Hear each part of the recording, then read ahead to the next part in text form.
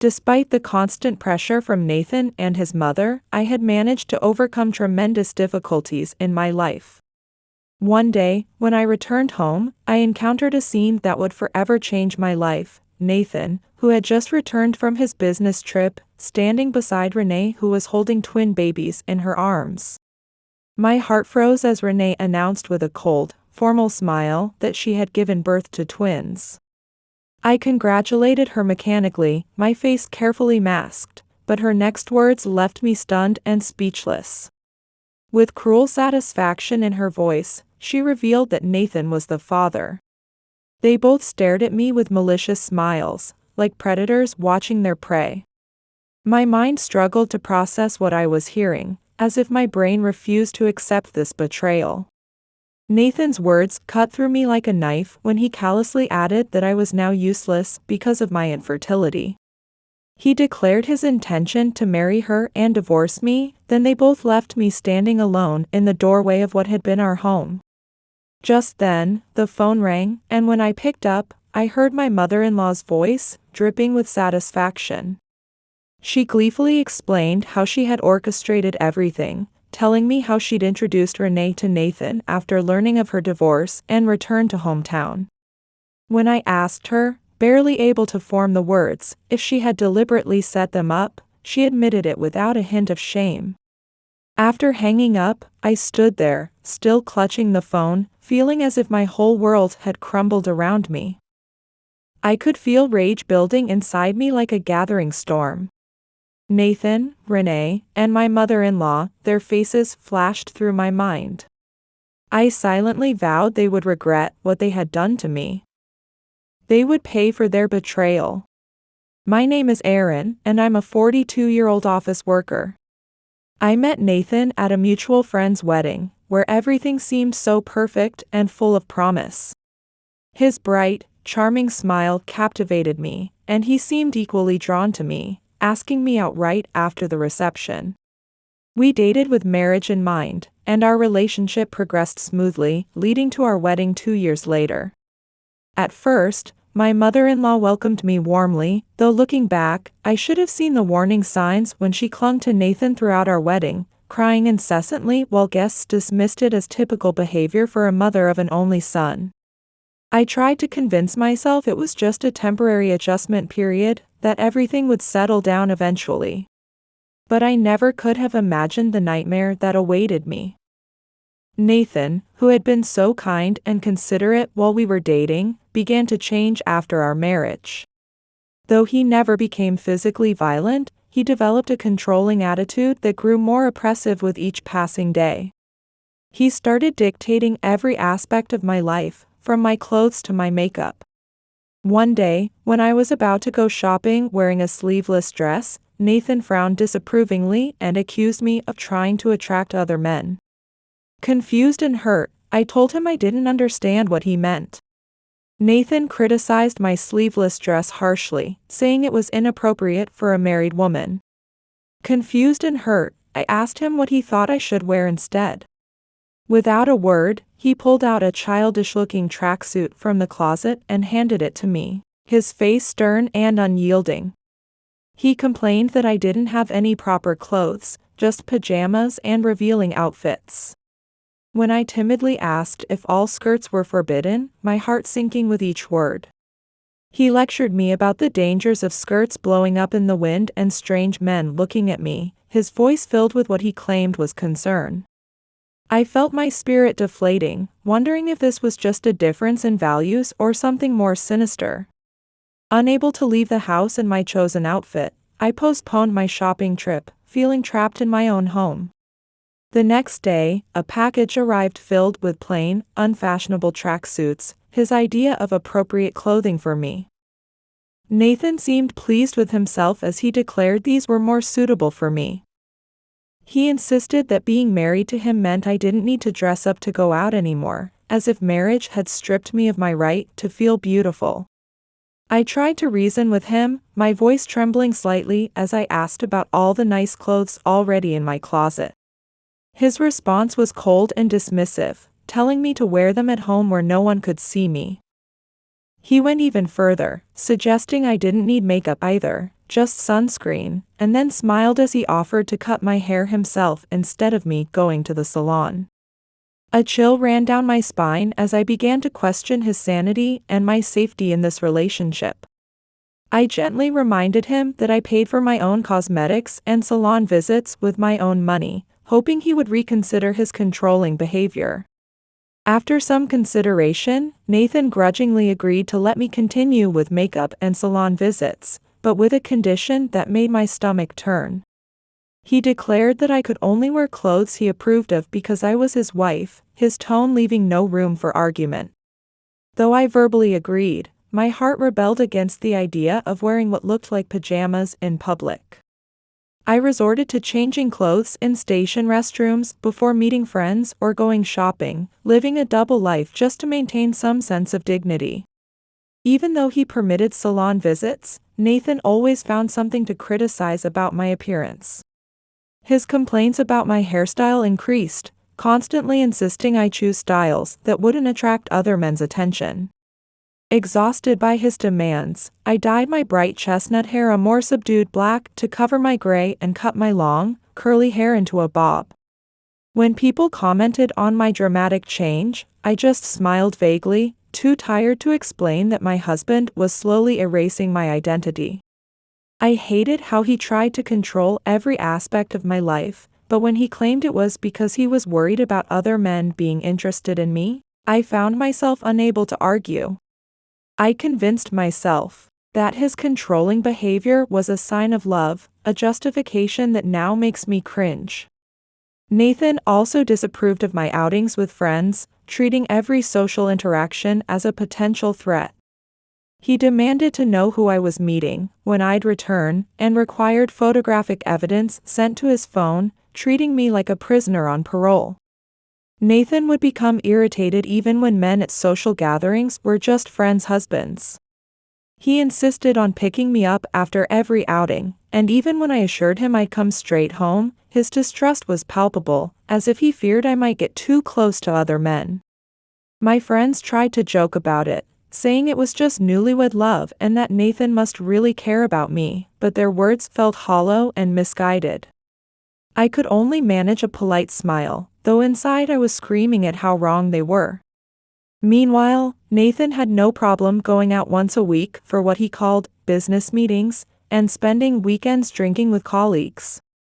When I pointed out this double standard, he'd purse his lips and smugly explain that these weren't social calls, but business obligations that could affect his salary if he didn't attend. He'd remind me, with a condescending half-smile, that I earned less than him and would suffer if his income decreased. As much as it frustrated me, I couldn't argue against his twisted logic about work obligations. He justified not taking photos at these outings by claiming it would be inappropriate with bosses and subordinates present. With unshakable confidence, he'd assure me there was nothing suspicious going on, leaving me speechless and doubting myself once again. Despite rarely being home, between claimed overtime on weekdays and social obligations on weekends, Nathan still expressed a desire for children. His motivation wasn't love for children but rather to please his mother, who desperately wanted grandchildren. He'd talk about wanting to give his mother grandchildren while she was still healthy, casually mentioning he preferred a boy but would accept a girl, as if ordering from a menu. Each month, when my period came, he'd sigh and say how he wished we could fulfill his mother's wishes sooner. When I expressed my own desire for children, he'd pat my shoulder dismissively and say he was hoping for the best, his detachment painfully obvious. His attitude filled me with a deep sense of resentment and frustration. I wondered if he truly believed I could conceive a child all by myself. As we entered our second year of marriage with no signs of pregnancy, I began to worry that natural conception might be difficult for me. I meticulously tracked my menstrual cycles and basal body temperature, carefully watching my diet. Having read that being cold could affect fertility, I took warm baths for 30 minutes daily and drank ginger tea and herbal teas to keep my body warm. Despite all my efforts, Nathan remained indifferent when I tried to discuss them, continuing his carefree lifestyle without consideration. I repeatedly suggested he cut down on smoking and drinking, but he dismissed my concerns entirely. Even when I explained that timing intercourse 2 days before ovulation would increase our chances, he deliberately planned fishing trips or drinking sessions during those crucial days. I began to question whether he truly wanted children at all. Meanwhile, his mother's desire for grandchildren was unmistakable. We visited his parents' home every holiday, always at her insistence. Their house was an hour's drive away, and my mother-in-law always insisted I come along, rarely inviting Nathan alone. With my father-in-law busy with golf and volunteer work after retirement, I often found myself alone with my mother-in-law, trapped in uncomfortable conversations. My mother-in-law's favorite pastime was gossiping about the neighbors, and I was forced to be her unwilling audience. She constantly pressured me about having children, her words like tiny daggers in my heart. Almost every visit, she'd remind me how her friends were bragging about their third grandchild, her voice dripping with disappointment. She would try to draw me into her gossip, asking if I thought certain women in the neighborhood were dreadful. I would smile politely and agree, though inside I was screaming with frustration. She'd point out how the neighbor's son lived with them and had just had their second child, suggesting we should do the same. I could only manage a strained smile and a non-committal response, feeling trapped in this endless cycle of guilt. She had always wanted us to live with them, but Nathan had refused before our marriage, citing the long commute to work. That decision had clearly left a bitter taste in her mouth, and now she seemed to use the grandchild issue as leverage to make more demands on us. These conversations seemed endless, and I desperately wished Nathan would step in and help manage the situation. But every time we visited his parents, Nathan would quickly disappear to meet his friends, leaving me alone to face his mother. His mother would defend him, saying it was natural for him to want to see his friends since he worked so hard. Being alone with my in-laws was incredibly stressful for me, like being trapped in a cage with no escape. There was an unspoken arrangement where she would cook and I would clean, a dynamic that felt more like servitude than family. Though she never openly insulted me, her constant remarks about wanting grandchildren pressed down on me, like a heavy weight. One day, she finally snapped, asking if I was deliberately trying to deny her grandchildren after 2 years of marriage. Exhausted by her constant complaints, I finally found the courage to speak up. I firmly told her that wasn't the case at all, my voice trembling with suppressed emotion. She responded with a dramatic sigh, wondering aloud if she'd live long enough to see any grandchildren. Nathan, absorbed in his phone, just laughed and casually commented that I was trying my best, as if the whole situation was some kind of joke. His detachment and dismissive attitude made my blood boil with anger. As these interactions continued, my frustration and resentment grew like a poisonous vine. Then, as we entered our 3rd year of marriage, Nathan suddenly stopped talking about having children altogether. His business trips and weekend work increased, and he no longer invited me to go out together on weekends like he used to. When I would hint at wanting to go somewhere together, he would quickly dismiss me with excuses about being busy. My mother-in-law's attitude also underwent a dramatic change, suddenly ceasing all talk about grandchildren when it had been her favorite topic. It was as if she had become a completely different person overnight. One day, I arrived at my in-laws' house earlier than planned, my heart heavy with an unexplained sense of dread. I parked my car in the nearby lot and walked toward their house, unaware that I was about to discover the truth that would change everything. I was alone that day, as Nathan had said he would join us later after finishing some errands. As I approached the house, I noticed a casually dressed woman engaged in what seemed like an intimate conversation with my mother-in-law at the front door. My heart skipped a beat when I overheard my mother-in-law expressing her joy about Renee's return home after her divorce. Renee responded with equal warmth, and I felt like an outsider witnessing a secret reunion. My mother-in-law's cheek twitched noticeably when our eyes met, a tiny betrayal of her composure. Renee turned to look at me, her smile both curious and calculating as she introduced herself as a neighbor. I managed a surprised hello, trying to maintain my composure despite the strange tension in the air. The way Renee looked me up and down before smirking made my skin crawl, her contempt barely concealed. My mother-in-law hastily ended their conversation, thanking Renee and promising to meet again soon. Inside, she busied herself making coffee, but her distracted manner spoke volumes about her unease.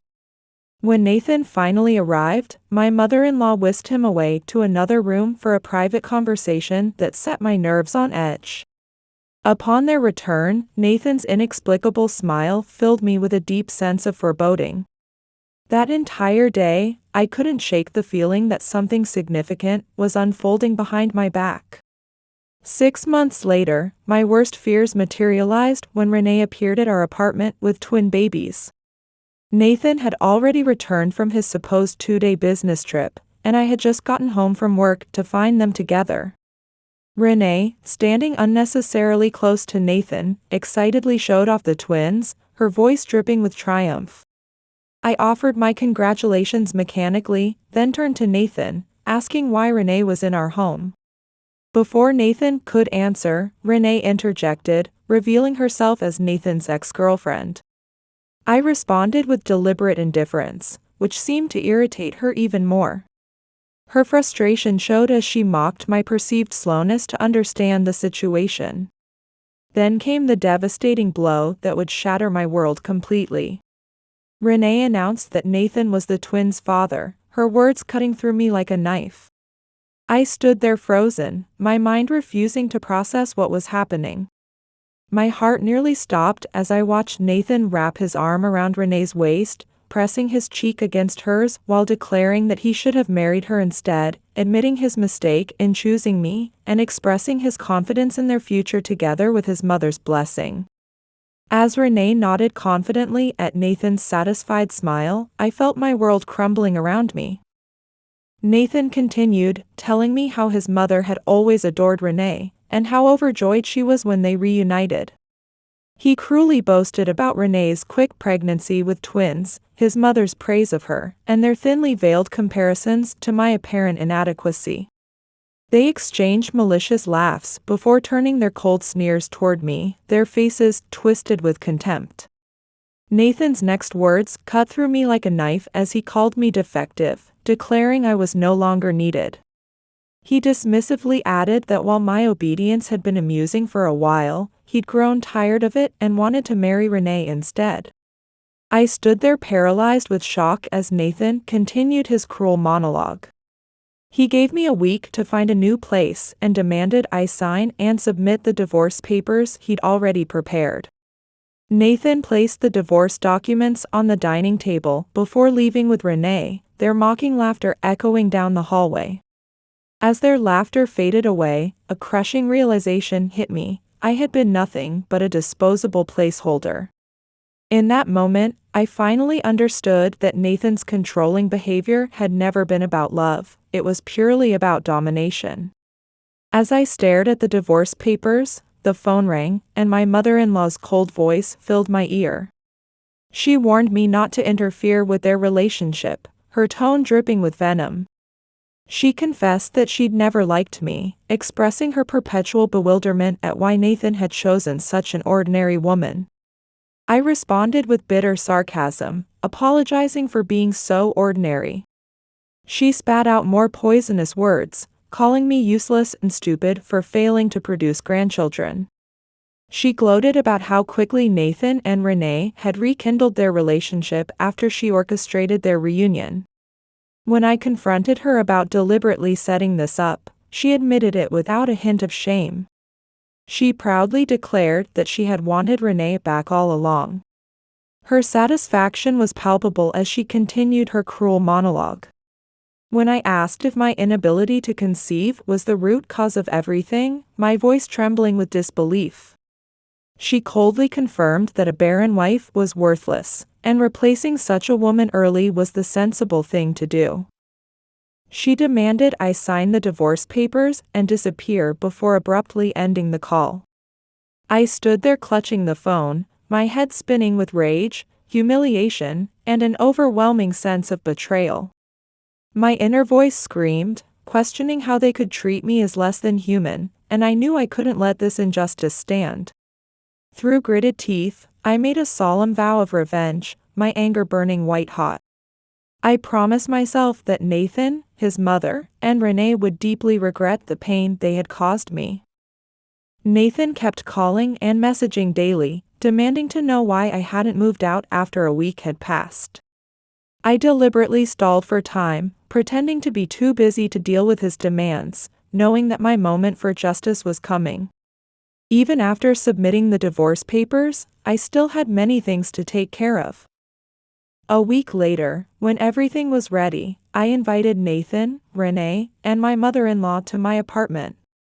The three of them arrived with bitter expressions on their faces, like children caught in their own mischief. I could tell from Renee's smug expression that she had been hoping to move into this apartment instead of finding a new one. They started making demands at the table, telling me to leave quickly and stop bothering the family.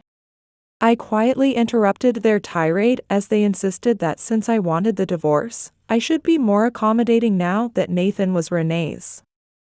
Nathan and Renee sat side by side like partners in crime, while my mother-in-law sat across from them, her face pinched with disapproval. I served everyone coffee, then took my seat next to my mother-in-law, my spine straight with newfound confidence. Looking directly at them, I declared that I had no lingering attachment to a man who controlled his wife and had children with his mistress. Nathan shifted uncomfortably in his chair, unable to meet my steady gaze. My mother-in-law snapped that the couple couldn't move in as long as I remained here. With barely contained irritation, I reminded her that my parents had paid half the down payment and purchase price for this apartment. I firmly stated that since my parents and I had covered the majority of the costs, the apartment was in my name and therefore mine. My mother-in-law added bitterly that I shouldn't be so arrogant. I smiled confidently, noting her understanding and declaring that I wasn't being cruel about the house matter. When she fell into a sullen silence, I knew the real show was about to begin. Renee asked nervously what I meant. I told them I had something to show them, then pulled out an investigation report and about 10 photographs from a large envelope, laying them on the table. Nathan and Renee's faces turned ashen as they frantically tried to gather the photos. They attempted to hide the evidence in their pockets and bags, but my mother-in-law demanded to know what they were, complaining she couldn't see them clearly. I calmly assured her there were plenty more, showing her the photos one by one on my smartphone. Nathan and Renee desperately tried to grab my phone, but I kept them at bay with surprising strength. My mother-in-law's face changed color as she stared at the images on the screen. She asked in visible distress if they had other partners. Their panic was understandable given the circumstances. The photos showed both Nathan and Renee entering and leaving hotels with different partners. Nathan desperately tried to convince his mother not to believe me. He claimed the photos were fake while Renee chimed in, suggesting that despite my quiet nature, I was quite cunning. I responded with ice-cold composure. I calmly explained that an amateur like me couldn't obtain such clear evidence, revealing that I had hired a private investigator, and offered them the detective agency's business card to verify the authenticity of the photos. Nathan and Renee sat in stunned silence, their faces darkening with each passing moment. Finally, Nathan cracked under the pressure and admitted everything. He arrogantly declared that he had other relationships, claiming it was his money to spend as he pleased. Renee exploded with rage, reminding him that he had promised she was the only one. Nathan fired back viciously, accusing her of being just as unfaithful despite her claims of dreaming about being with him. My mother-in-law threw up her hands in exasperation, pressing her fingers to her temples as she demanded they stop. She expressed her disappointment that all her careful planning had been wasted, and I couldn't help but laugh at her pretense of moral superiority. My shoulders shook with barely contained laughter as all three stared at me in confusion. I apologized through my laughter, though I wasn't sorry at all. I told her how amusing it was to watch her pretend to be a decent person. She snapped back at me, her face red with anger. With dripping sarcasm, she praised me for being such a good wife to Nathan. She continued her usual bitter complaints, blaming me for Nathan's infidelity, claiming it was all my fault for not being a proper wife and giving him children. The audacity of her accusations, especially after orchestrating the affair herself, was almost too much to bear. Nathan and Renee joined in the attack, declaring that I deserved to lose everything for failing to satisfy my husband and bear children. I asked Nathan if he really felt that way, poor thing that he was. He eagerly agreed, playing right into my hands. With a knowing smile, I asked my mother-in-law if she had been enjoying herself, and spread another set of photos across the table. The color drained from her face as she stared at the images, her body trembling with fear. Nathan and Renee leaned in to examine the photos, exclaiming in shock at the evidence of their mother's affair with a foreign lover. I simply smiled, savoring the moment. When I mentioned there was audio of their dates, Nathan eagerly asked to hear it. I explained that the detective had recorded them at a cafe, and played the recording despite my mother-in-law's visible distress. The recording captured her cheerful voice discussing money with Brandon, making promises about the near future. She confidently explained her plan to manipulate Renee, whose wealthy parents could be easily deceived into providing money. The man responded in broken English, expressing gratitude for help with his sister's surgery and declaring his love. My mother-in-law's voice was filled with happiness as she returned his proclamation of love. Nathan and Renee stared at their mother in wide-eyed disbelief, their world crumbling around them. Nathan anxiously asked about Brandon's true identity, his voice trembling with concern. My mother-in-law laughed innocently, trying to brush off his concerns. She proudly explained that Brandon was a cafe worker she'd met online, and she'd been helping him financially because he was poor and needed money for his sister's medical treatment. She gushed about how he preferred mature, motherly women, and how he'd cried with joy when she first gave him money, while Nathan watched his mother's loving attachment with growing despair. Nathan could barely find words, his face a mask of disbelief. Renee angrily declared that Brandon must be a con artist who deceived women. My mother-in-law screamed at her not to speak ill of Brandon. Renee exclaimed in shock, realizing that their introduction had been merely a ploy to get money for Brandon. Nathan tried to calm Renee down, his voice soft and placating. He stroked her head and smiled, apologizing and asking for forgiveness while acknowledging their reunion was thanks to his mother. He admitted to having strayed but declared his love for her and the children she'd given him, suggesting they reconcile.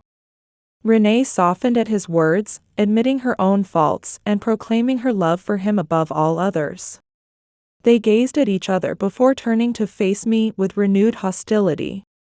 Renee spoke with contempt about needing to return to her twins at the babysitter's, making sure to remind me that I wouldn't understand such matters since Nathan had discarded me.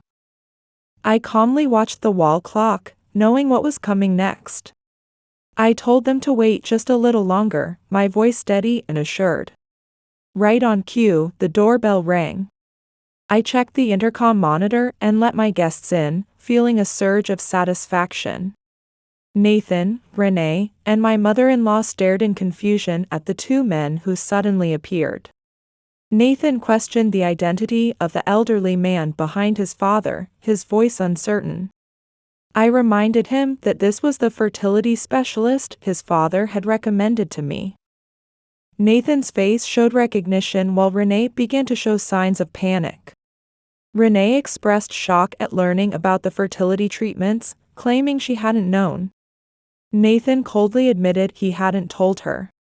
When Nathan demanded to know why I'd brought the doctor here, his voice was filled with confusion and growing dread.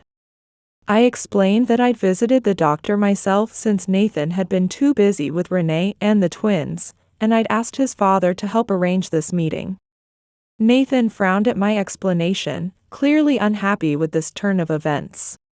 The doctor caught my eye, and I nodded, ready for what was about to unfold. The doctor sighed softly before delivering the news that would shatter Nathan's world. He was sterile. A cold silence filled the room before Nathan and his mother simultaneously cried out in disbelief. We all stared at the doctor as he grimaced and continued with clinical detachment. He explained that I had no fertility issues, but Nathan's sperm count was extremely low, making it impossible for him to father children in his current condition. The doctor placed the test results on the dining table, and I watched as Nathan, Renee, and my mother-in-law scrutinized them with growing horror. After what felt like an eternity, Nathan and Renee erupted in simultaneous screams of denial and outrage. Their composure completely crumbled, Renee pulling at her hair while Nathan's voice rose to a hysterical pitch. Renee's next words exposed the true nature of their relationship. She shrieked about never expecting Nathan to be sterile, lamenting how this ruined all their plans.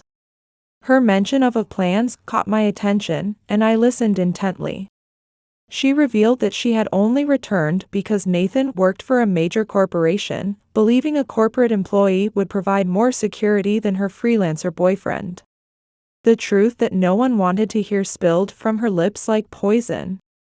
Nathan's face darkened menacingly as he heard her words. He reminded her that he had forgiven her previous betrayal, only to find her repeating the same pattern when he thought they could start fresh. Nathan clenched his fists, his voice trembling with rage as he confronted her. He demanded to know why she was blaming him. Renee shot back about his own infidelities. Nathan dismissed his affairs as mere entertainment, claiming they were completely different from what she had done. He threw the existence of their children in her face. Their argument escalated into a full-blown fight. My father-in-law, the doctor, and I could only watch in silence as their relationship unraveled before our eyes. Renee continued her tirade, declaring that Nathan should be grateful she had chosen him as the father over other men. The situation spiraled further out of control with each passing moment. I interrupted their argument to point out that Nathan was the one who was sterile, and the defect wasn't mine at all. Looking straight at Nathan and Renee's hateful glares, I calmly quoted their earlier cruel words about how a wife who couldn't have children was worthless, and how a husband who couldn't be a father must be incompetent. A victorious smile played across my lips as I watched their faces fall. My mother-in-law bit her lip in frustration, but surprisingly, instead of attacking me, she turned her rage toward Nathan and Renee. She screamed about how she had believed the twins were Nathan's children, calling Renee a wicked woman and demanding Nathan divorce her immediately. Renee fired back that she would divorce him anyway, declaring she was done taking orders from anyone. In the midst of the chaos, my father-in-law approached me with a deep sigh. He apologized sincerely for the terrible treatment I had endured from his wife and son. He explained that he had hired investigators himself and discovered his wife's affair, along with the man's involvement with other women, noting how long it had taken to gather all the evidence. Turning to the others with exhaustion evident in his face, he told them it was time to go home and continue this discussion there. With the doctor's help, we managed to calm the three who seemed ready to come to blows, and my father-in-law guided them to his car.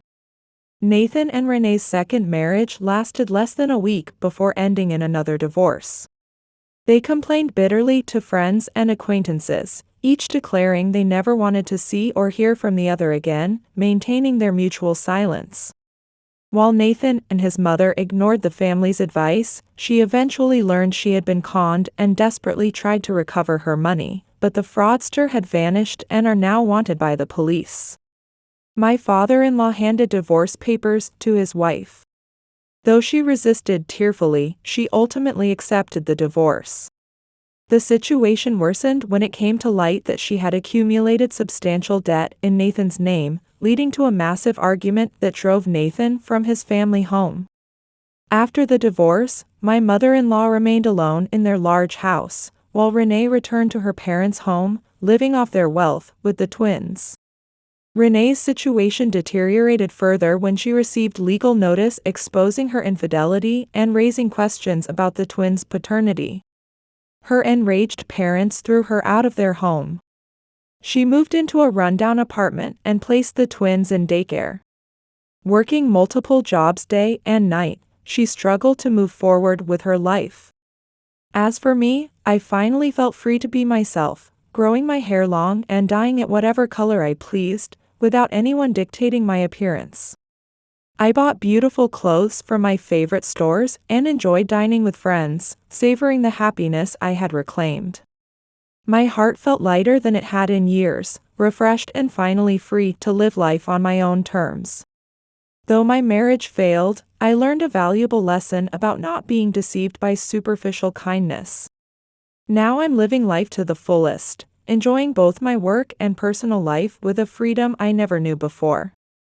The journey was long and filled with obstacles, but each challenge taught me something and helped me grow stronger. I've learned to carefully consider what truly matters in relationships and life, and what situations genuinely make me happy. Sometimes I still catch myself wondering how I allowed someone to manipulate me and make me feel worthless for so long. It took me far too long to realize that Nathan's control wasn't love, it was pure domination. I had convinced myself we had the perfect relationship, making excuses for his controlling behavior. I now understand that I was partly responsible for letting it continue. And then there was Renee.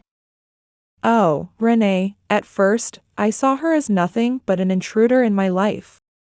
But as time passed, I came to realize she was just another victim in this whole mess. She was a victim in a different way, but a victim nonetheless. Renee fell into the same trap, driven by her desperate need to be accepted and loved. She probably thought having children would make Nathan love her more, finally giving her the perfect family she'd always dreamed of. But that dream crumbled like a house of cards. Ironically, despite all the pain and betrayal, I found myself feeling grateful to Renee. Without her forcing me to face reality, I might still be trapped in that suffocating relationship with Nathan. So yes, I owe her a debt of gratitude. For those of you who've ever had to let go of something or someone who once meant everything to you, know that it takes tremendous courage. There's immeasurable power in making that decision, in believing you deserve better. I remember the first time I stepped out of my comfort zone after the divorce. It felt like taking my first breath of fresh air after being underwater for years. I walked into a store and bought a dress I loved. It was something I never would have dared to buy before. Nathan would have deemed it inappropriate by his controlling standards. When I put it on, I felt beautiful for the first time in years. Not because someone else told me so, but because I truly felt it myself. As time passed, I realized that life isn't meant to be lived for someone else's approval. It's a waste of time worrying about what others think or trying to fit into someone else's mold. I learned that we must be true to ourselves, no matter what. I finally started living for myself, not for anyone else's approval. I reconnected with friends I'd lost touch with because Nathan had disapproved of them, like finding pieces of myself I'd tucked away. Perhaps you too have lost friends in a relationship that drained every ounce of your time and energy. I know that feeling all too well. Rediscovering those friendships was like opening windows in a stuffy room, letting fresh air flow back into my life. The simple joys of laughing together, sharing stories, supporting each other, and feeling truly understood warmed my heart in ways I'd forgotten were possible. I came to realize just how precious these moments were, these fragments of genuine connection I'd been denied for so long. Sometimes I wonder if happiness is something waiting in the future, or if it's found in being content with what we have right now. I used to think happiness was something you achieved, like checking off items on a list. Now I understand that happiness lives in the journey itself, not just the destination. It's in the small moments and daily choices that we find our true contentment. The biggest lesson this experience taught me was that we can't control other people, no matter how hard we try. The only thing we truly have control over is our own actions and reactions. When I discovered Nathan and Renee's affair, I was consumed by anger and indignation, like a fire burning through my soul. There were times I wanted revenge, to make them feel the same pain they'd inflicted on me. But I had to ask myself, what would that really accomplish? It would only add more pain to an already painful situation. So I made the conscious decision to let it go, like releasing a heavy burden I'd carried for too long. Instead of holding on to hatred and resentment, I chose to focus on my own healing, rebuilding my life, and finding my own happiness. We can't change others, but we can change ourselves. That's the power we all hold. I chose to be kind to myself, protect my heart, and build a peaceful future on my own terms. Today, I can honestly say I'm happy, truly happy. I have work that I'm passionate about and wonderful people around me who support me for who I really am. The most important lesson I learned was to cherish myself above all else.